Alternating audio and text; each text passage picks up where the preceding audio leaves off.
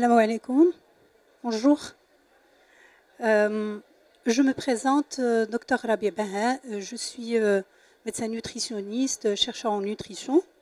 Donc j'ai le plaisir aujourd'hui de partager avec vous quelques informations nouvelles sur le magnésium.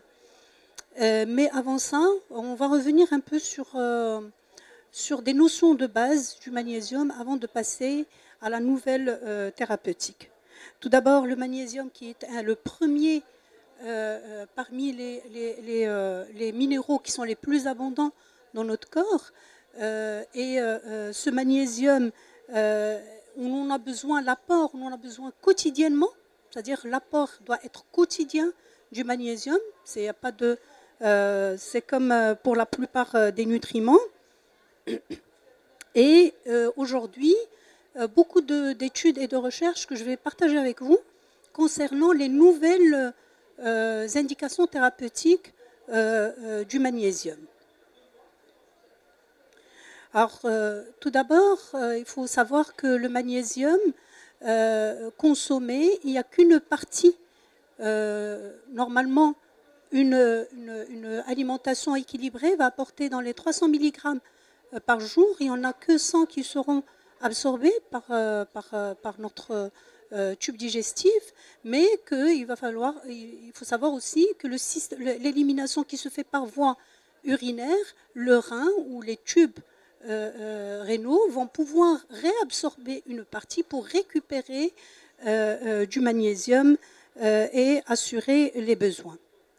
Alors, il faut savoir aussi que le magnésium dans notre corps, il se situe essentiellement, la majorité, il est à l'intérieur des cellules et il n'y a qu'une petite partie qui n'est que de 1% qui se trouve en extracellulaire. Cette partie-là, elle peut être libre, mais elle peut aussi être liée à des protéines. La partie libre, c'est toujours la partie, la fraction qui est la plus active. Donc, plus il y a une quantité libre disponible dans le sang, plus on va répondre aux besoins nutritionnels pour pouvoir assurer les fonctions physiologiques normales. L'absorption, elle se fait au niveau de l'intestin. Vous savez qu'au niveau des cellules intestinales, normalement, l'absorption se fait du pôle apical, c'est-à-dire de la lumière, vers l'intérieur de la cellule. Le magnésium, une grande partie va se faire d'une autre manière qui ne nécessite pas beaucoup d'énergie, c'est-à-dire entre les cellules. Vous savez qu'entre les cellules intestinales, il y a un espace. Cet espace, normalement, ce qu'on appelle des jonctions qui sont serrées, mais qui peuvent permettre le passage de certaines molécules, essentiellement. Par exemple, le magnésium, il va passer d'une manière passive. Donc, l'absorption du magnésium est plus facile parce qu'elle ne va pas nécessiter beaucoup de consommation d'énergie. L'élimination, comme je l'ai dit tout à l'heure, elle se fait par voie rénale. Et je vais juste attirer votre attention sur un point important, que la consommation de diurétiques, comme vous le savez, les diurétiques sont souvent prescrits pour certaines raisons, essentiellement l'hypertension artérielle, et donc va exposer à une carence en magnésium. Pourquoi? Parce que les diurétiques vont permettre la filtration et la diminution de la réabsorption rénale du magnésium. Donc chez les personnes qui présentent, qui sont sous traitement diurétique, il faut penser à ce risque de carence en magnésium. Alors, le rôle du magnésium dans notre corps, il a plusieurs fonctions. Il rentre dans plusieurs actions enzymatiques, plusieurs réactions enzymatiques. Mais ce qu'il faut savoir, c'est qu'il a un rôle important dans tout ce qui est réaction inflammatoire. D'ailleurs, c'est les trois grands rôles qu'il va falloir retenir et d'où vont découler toutes les indications thérapeutiques du magnésium.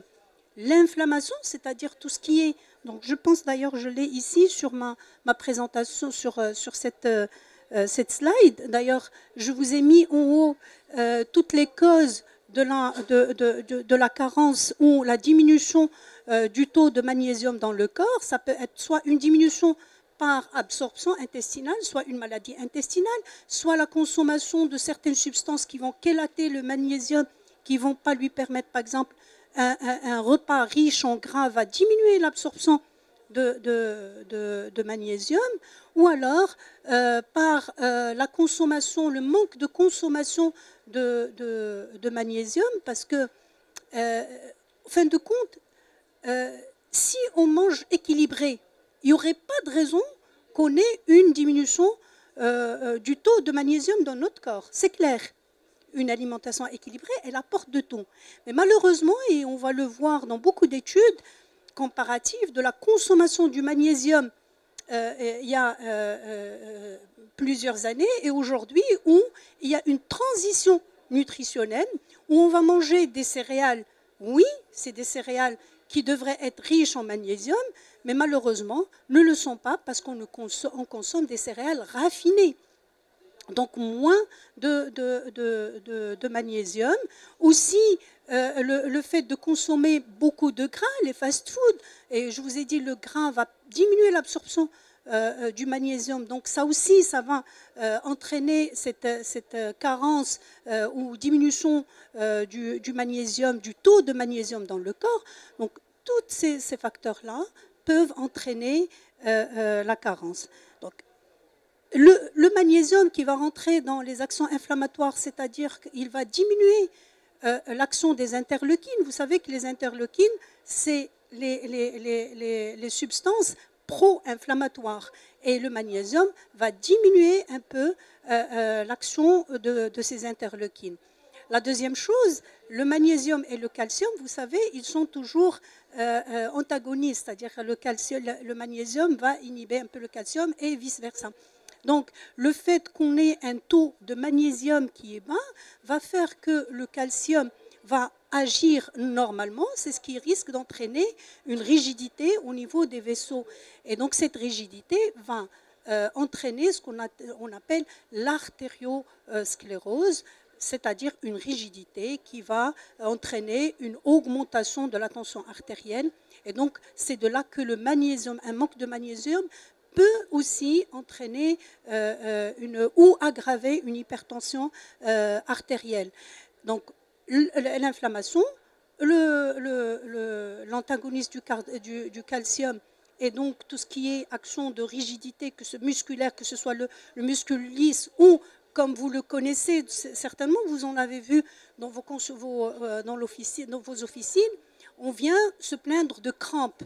Donc c'est des contractions, c'est justement parfois un signe d'alarme de manque de magnésium. Et aussi, le magnésium a une action antioxydante.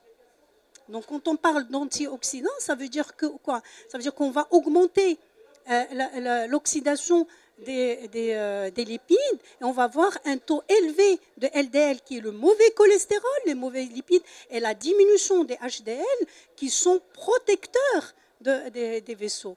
Donc toutes ces actions-là vont faire que le magnésium, la carence en magnésium entraîne des signes cardiovasculaires, en plus de ce que vous avez l'habitude de connaître.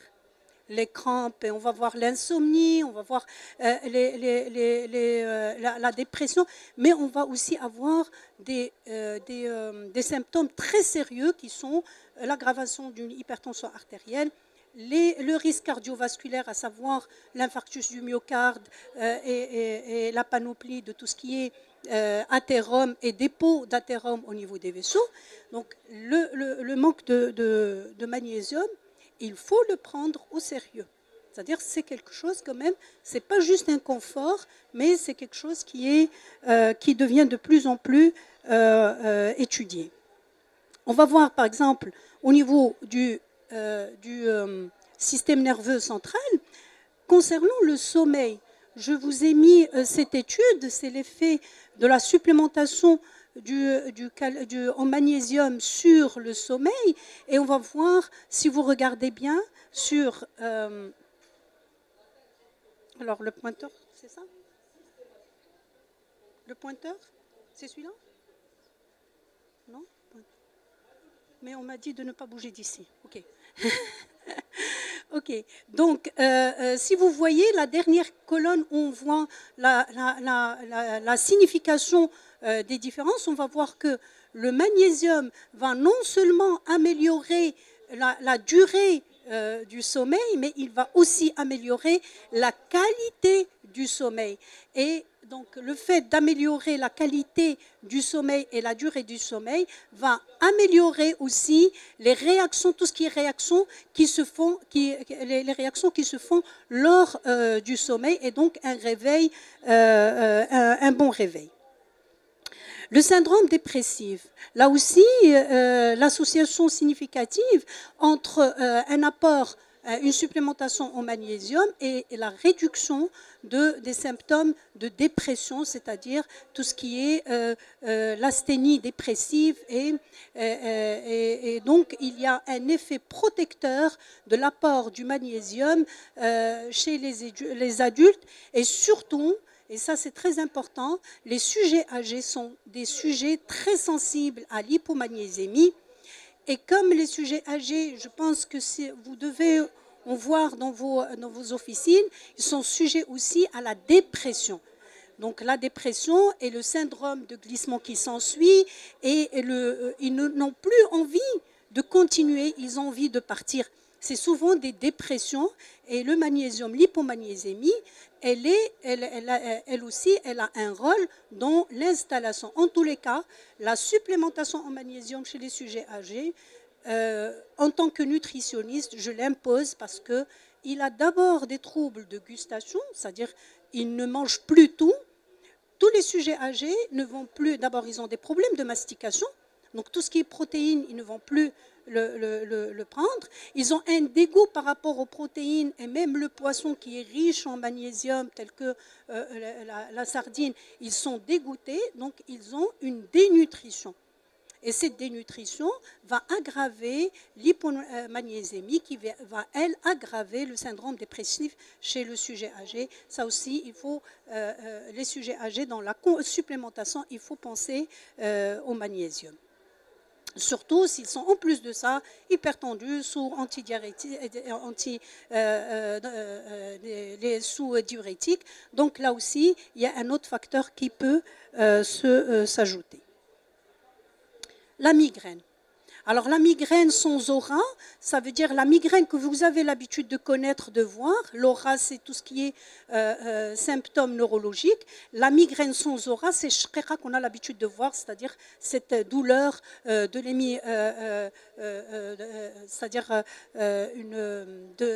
c'est-à-dire d'un seul côté, et qui se présente avec des nausées, difficulté d'ouvrir les yeux dans la lumière, ne pas supporter les bruits. Donc c'est ce qu'on appelle la migraine avec aura.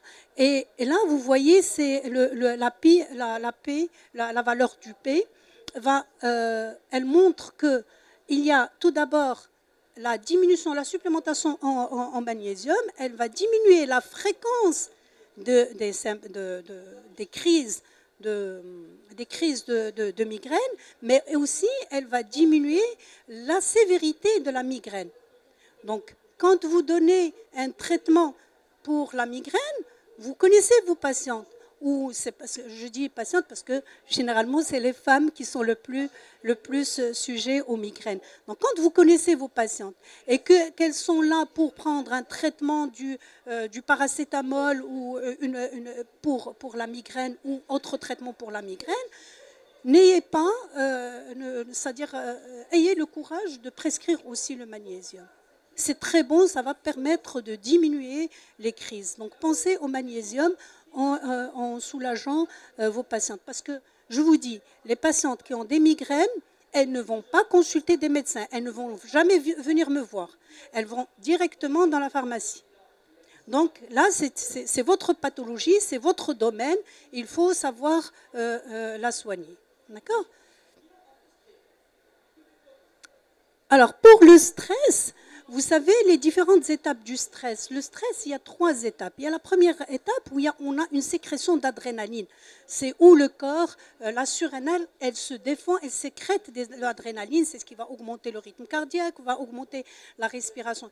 Et on arrive à un certain moment où on a ce phénomène d'adaptation au stress. Ce phénomène d'adaptation, c'est le moment où le magnésium va agir et va permettre l'adaptation et lutter contre les effets du stress. Bien sûr, ils vont aussi retarder ce qu'on appelle le stress chronique, ou la phase où il y a une résistance ou dépassement des capacités de notre corps du stress. Et là, on va voir apparaître l'obésité, l'hypertension artérielle, le syndrome métabolique, tous ces effets-là, les effets du stress. Donc, la troisième phase qui est la deuxième phase qui est la phase de l'adaptation au stress, c'est très important pour les gens. Et là, par exemple, vous avez des étudiants qui vont passer des examens. La période des examens, c'est une période de stress où le corps a besoin de résister. Et donc, pour améliorer cette phase d'adaptation au stress, prescrivez du magnésium pour vos patients. Je vais vous expliquer pourquoi j'insiste sur prescrivez. Normalement, en tant que nutritionniste, je vais vous dire, donnez, c'est-à-dire promouvoir un équilibre nutritionnel. Oui, il le faut, mais pendant certaines périodes de la vie, il va falloir passer à la supplémentation. Comment on supplémente en fer, comment on supplémente, et vous l'avez vu pendant la Covid, comment la supplémentation en micronutriments, elle a été bien mise en valeur, parce que c'est là où on a compris, et les instances crédibles, telles que l'OMS, telles que le ministère de la Santé, toutes les instances de nutrition qui ont compris que la supplémentation en micronutriments s'impose pour assurer un traitement efficace. Donc, ces phases-là de stress, on peut résumer que le magnésium va améliorer, le magnésium à taux normal dans notre corps va améliorer la résistance ou plutôt l'adaptation au stress et éviter l'arrivée à la phase d'épuisement et donc l'apparition des conséquences du stress telles que l'hypertension artérielle, l'obésité, etc. Alors le système cardiovasculaire, c'est là où vraiment le magnésium aujourd'hui, il a montré toutes ses preuves scientifiques par des études, quoique on a encore un petit retard dans la prescription. Par exemple, le risque cardiovasculaire, comme je l'ai montré tout à l'heure dans la slide des effets de la supplémentation ou la carence en magnésium, va montrer qu'il y a le magnésium va permettre de lutter contre les facteurs de risque cardiovasculaire. C'est quoi les facteurs de risque cardiovasculaire? Les facteurs de risque cardiovasculaire, c'est tout ce qui va permettre l'apparition d'un épisode cardiaque tel que l'infarctus du myocarde, l'angine de poitrine, etc. On a l'obésité, on a le diabète comme facteur de risque cardiovasculaire, on a l'hypertension artérielle comme facteur de risque cardiovasculaire, on a la cigarette comme facteur de risque cardiovasculaire. Eh bien, l'hypomagnésémie aujourd'hui est considérée aussi comme facteur de risque cardiovasculaire. Et beaucoup de scientifiques et d'instances de cardiologie dans le monde, essentiellement en Israël et aux États-Unis, qui obligent, c'est-à-dire qui prescrivent du magnésium pour le patient qui a l'infarctus du myocarde, une prescription médicale avec une posologie curatif, comme on va donner, par exemple, quelqu'un qui présente un infarctus du myocarde, on va lui donner le traitement d'urgence, on va stenter, mais on va aussi prescrire du magnésium.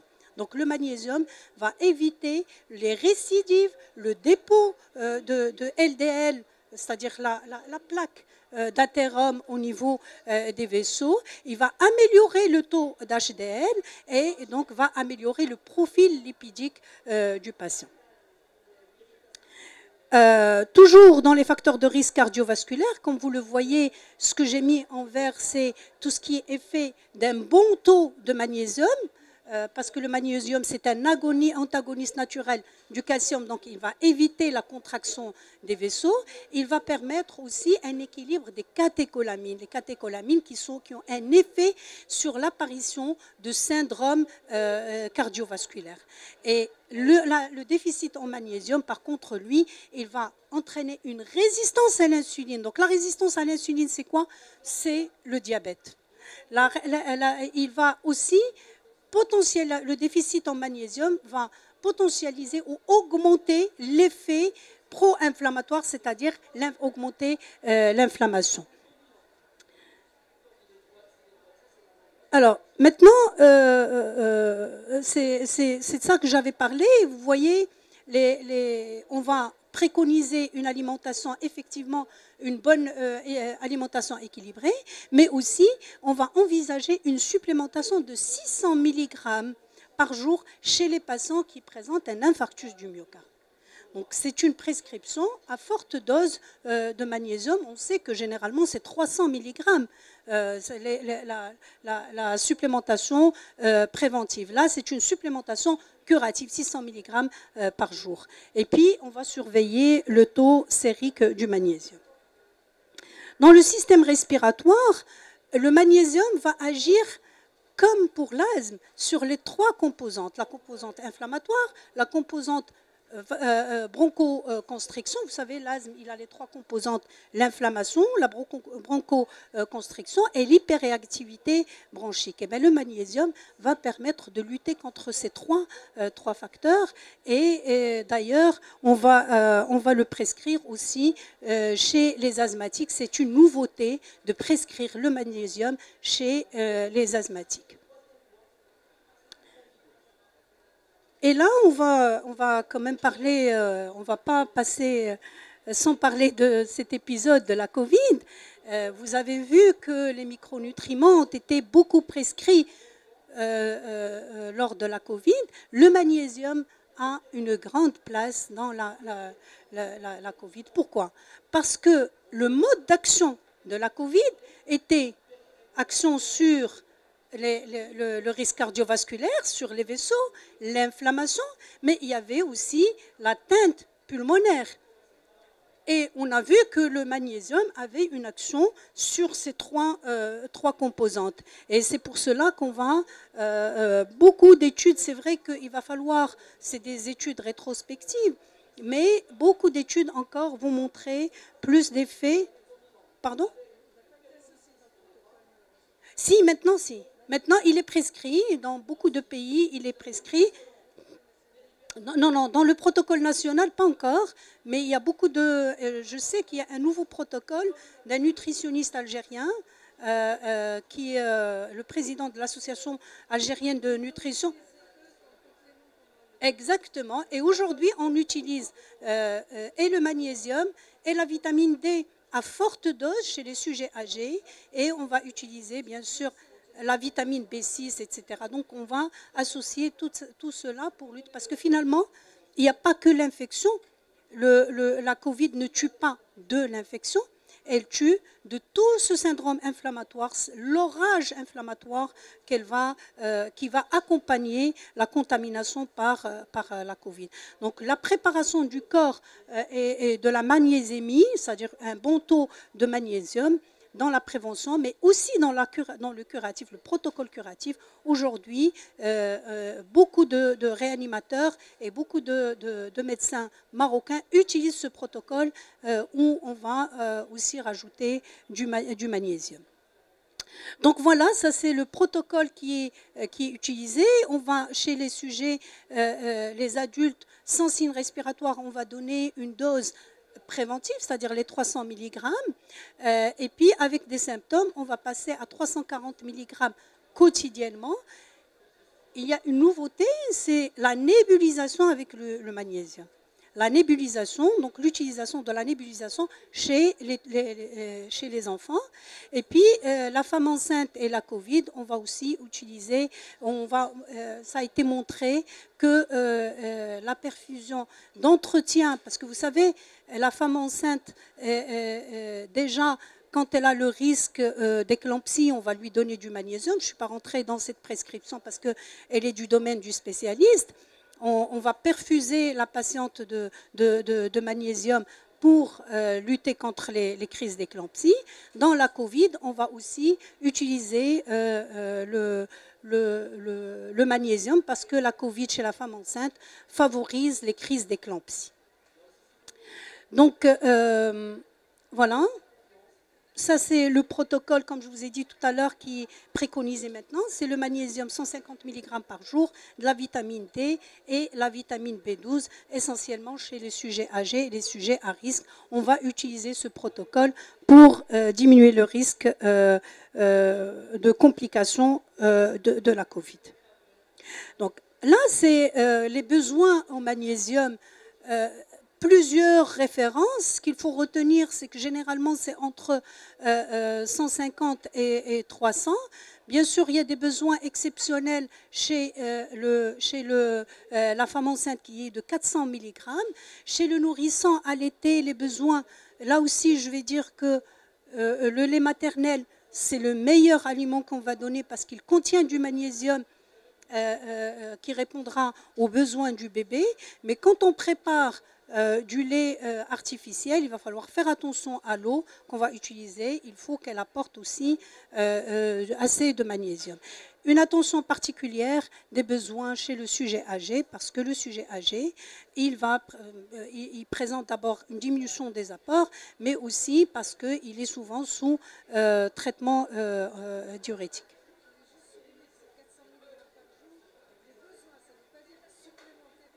Non, non, non, j'ai dit les besoins. Ça, c'est les besoins. 400 mg, c'est les besoins. Les besoins en magnésium, c'est-à-dire les besoins journaliers. Exactement, tout à fait. Donc, finalement, une bonne alimentation qui est riche en quoi? Où est-ce qu'on va trouver le magnésium? On va le trouver dans les céréales. Donc, l'idéal, c'est de manger des céréales complètes parce que c'est ce qui va apporter du magnésium. On va aussi, il y a les légumes verts qui sont riches en magnésium. C'est très important aussi de les consommer quotidiennement, parce qu'on a dit tout à l'heure que l'apport en magnésium, c'est un apport quotidien. Donc consommer des légumes verts. Les sardines, c'est un bon allié, bien sûr. J'ai mis les fruits de mer et les crustacés, mais on va me dire que ce n'est pas donné. Oui, je sais. Mais les sardines, aussi, ce n'est pas donné, mais on peut se permettre des sardines. Je sais, tout le monde, on va me dire que les prix des sardines a bien flambé depuis qu'on en parle, mais ça reste quand même un aliment qui est à la portée et qu'on peut aussi, qui va répondre à nos besoins en magnésium. Donc, tout ça, c'est bien. Mais comme je l'ai dit tout à l'heure, moi, mon travail en tant que nutritionniste, c'est de promouvoir ça. Maintenant, la réalité, c'est autre. La réalité, c'est que on a des périodes de stress où le magnésium, on a une hypomagnésémie. On a des troubles d'absorption qui vont avec, comme je vous ai dit tout à l'heure, une alimentation riche en lipides qui va diminuer l'apport en magnésium. Il y a des besoins spécifiques de la femme enceinte, il y a des besoins spécifiques. On ne va pas supplémenter tout le monde, mais il va falloir détecter les carences en magnésium. Et, vous rentrez sur Google, vous demandez le questionnaire, et d'ailleurs beaucoup de pharmaciens d'officine en Europe le font. Ils font un questionnaire pour les patients pour voir les symptômes, c'est-à-dire on va classer le risque d'hypomagnésémie, et donc le patient lui-même, il voit qu'il est à risque d'hypomagnésémie. À ce moment-là, il peut... Pourquoi je vous dis ça? Parce que il faut être honnête. Le premier qui est consulté, c'est le pharmacien.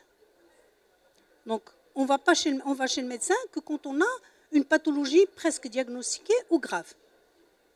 Toujours, on va chez le pharmacien. D'accord?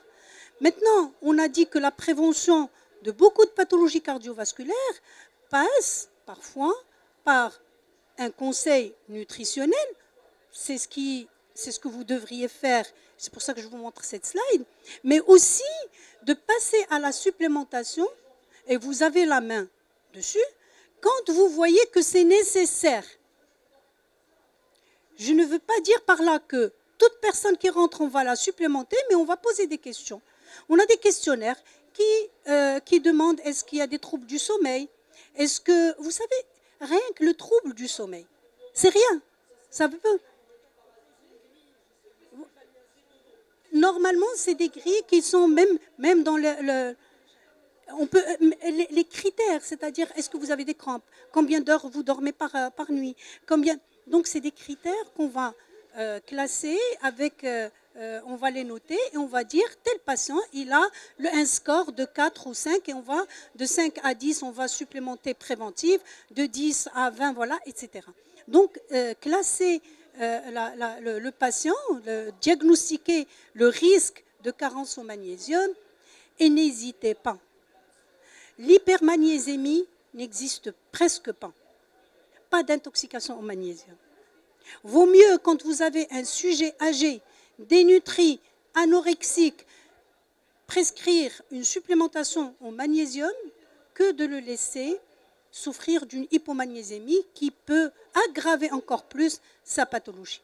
Un hypertendu, le médecin ne va pas obligatoirement, quoi qu'il y en a des médecins maintenant qui prescrivent du magnésium chez les hypertendus, mais pas tous. Donc quand vous avez un hypertendu, c'est votre patient, vous le connaissez.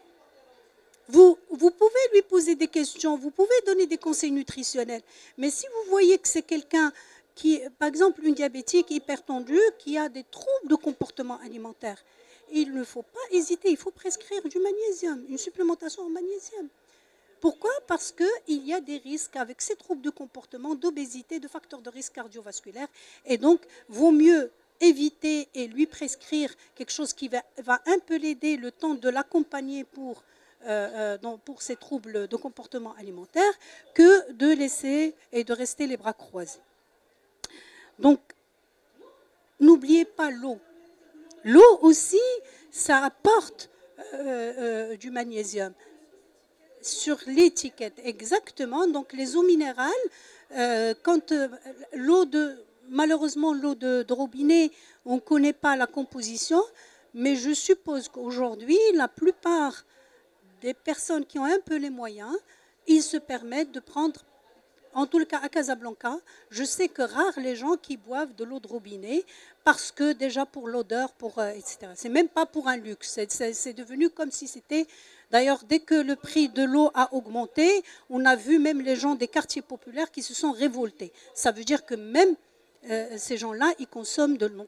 La consommation d'eau aussi apporte, et il faut prendre en considération l'apport en eau et pour l'enfant, le nourrisson qui est allaité.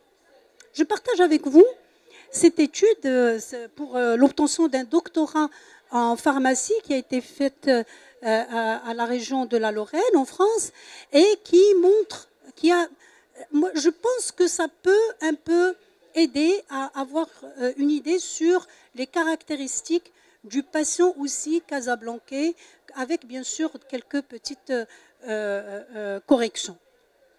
Donc l'initiation à la supplémentation en magnésium, le plus souvent, elle vient soit une initiative personnelle, soit un conseil du médecin. Seulement 26% de pharmaciens le conseillent. Et pourquoi? C'est juste parce que le pharmacien manque de formation. Parce que pourquoi est-ce que le médecin le prescrirait et le pharmacien non? Alors que c'est un produit conseil. C'est un manque de formation et un manque d'information, tout simplement. Si le médecin le prescrit, ça veut dire qu'il est utile. Donc le pharmacien devrait juste avoir une formation sur l'utilité. Je pense qu'aujourd'hui, je vous ai exposé tous les avantages ou l'intérêt du magnésium pour vous permettre d'avoir une idée quand le prescrire. Ce n'est pas seulement un luxe pour un bien-être, mais parfois c'est nécessaire pour accompagner une thérapeutique lourde.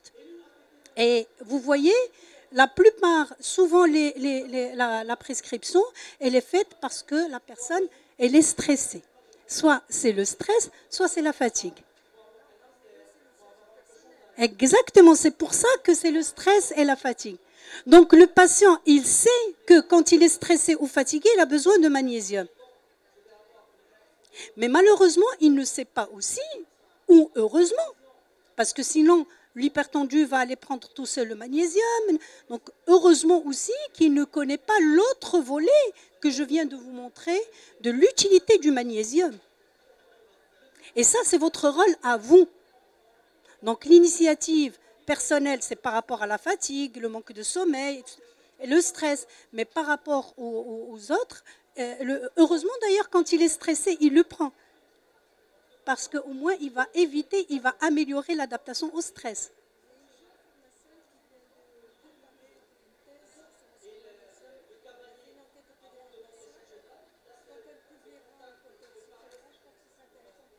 Oui, exactement. Ouais.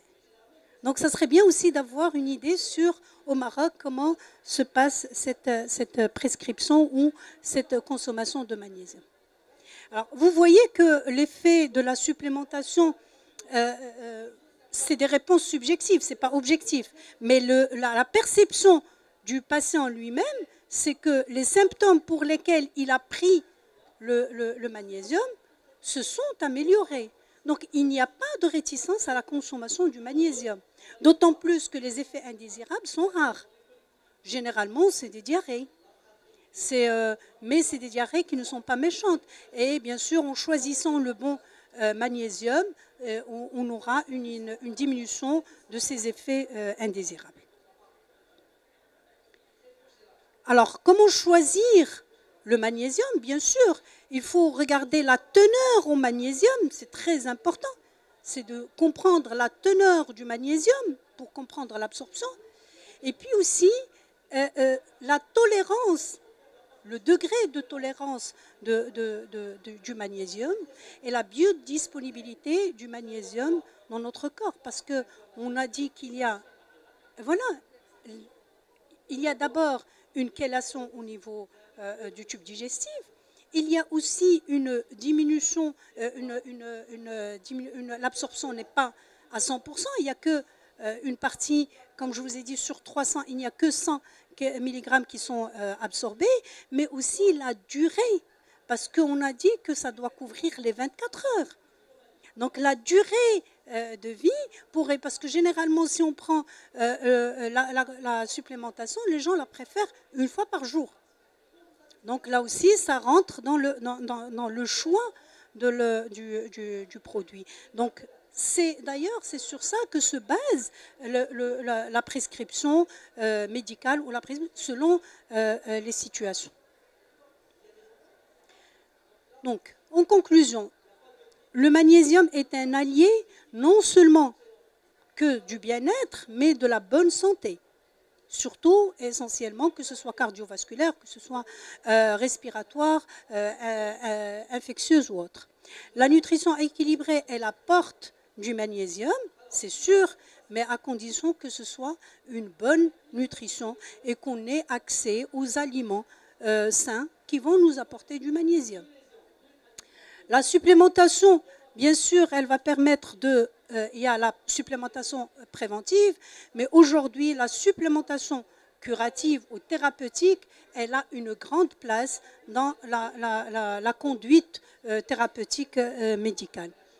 Puis, donc, c'est une actualité intéressante qui devrait être... Vous êtes tous des scientifiques. Ça serait bien aussi de mettre la main et de faire chacun de son côté, de participer à la recherche scientifique, à la publication d'articles sur l'effet de cette supplémentation. Parce qu'on prescrit, mais on n'a pas d'idée sur l'impact.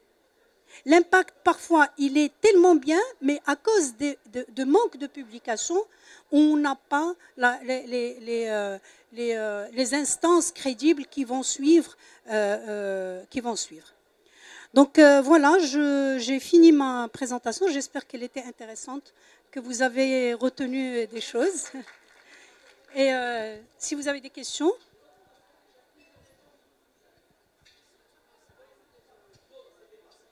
Pardon? Oui. Oui. Généralement, c'est 300 milligrammes.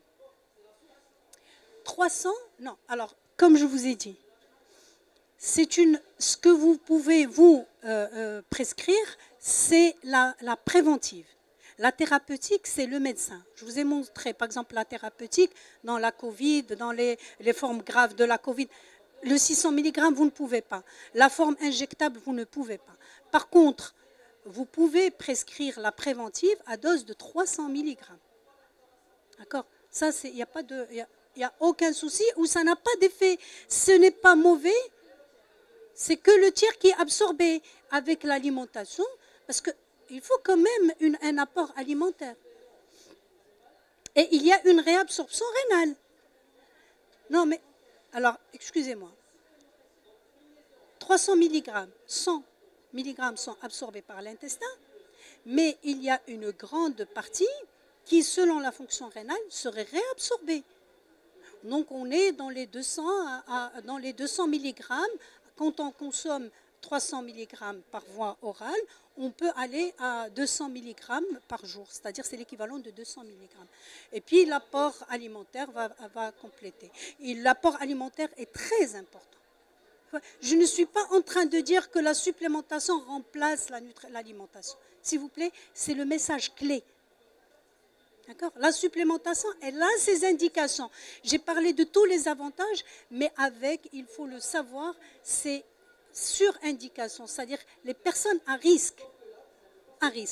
Un étudiant qui passe des examens, un travail stressant, un sujet âgé, un diabétique, insomniaque, migraine, etc. Donc c'est... oui.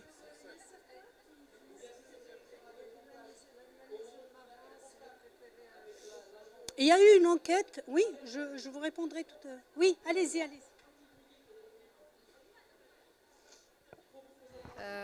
Oui, pour le magnésium, la meilleure formulation, est-ce que c'est mieux quand il y a des vitamines B associées ou alors tout seul?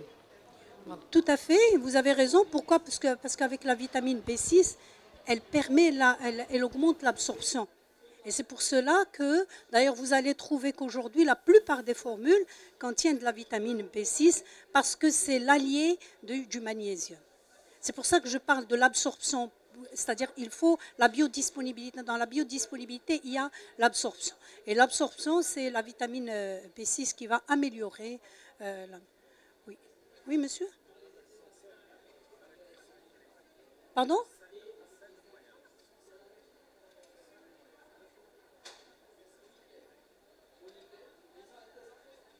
Ah oui, oui, oui, pardon. Oui, oui, oui, sans sel, sans sel. Oui, excusez-moi. Non, je n'ai pas vu, je viens de voir. Je ne portais pas mes lunettes.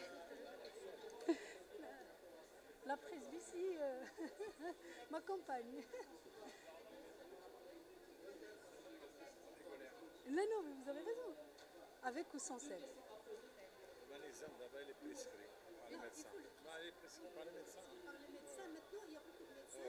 Parce qu'il faut dire que aussi le médecin marocain, il est très à jour par rapport aux nouvelles publications et les nouvelles recommandations. Beaucoup de médecins, la nouvelle génération des médecins prescrivent le magnésium.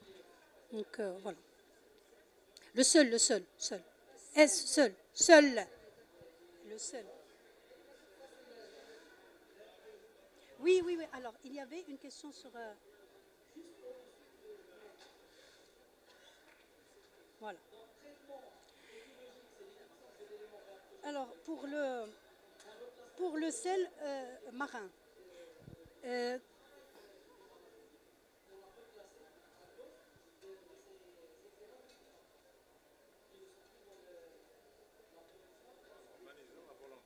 oui. Non, magnésium à volonté. Et puis, il y a une question, madame, vous avez posé une question par rapport au sel marin? Oui. Parce que oui, parce que c'est quand même, ça reste un sel naturel, un magnésium. Il y a plusieurs types de sel. Je vous ai épargné, ça peut être le sujet d'un autre atelier, l'origine du magnésium, les différents types de magnésium. Il y a beaucoup de types de magnésium et chacun a ses effets indésirables, des avantages. Le sel marin, moins d'effets indésirables, moins d'effets laxatifs et meilleure absorption. Merci. Merci, merci. J'ai essayé de vous apporter les nouvelles publications.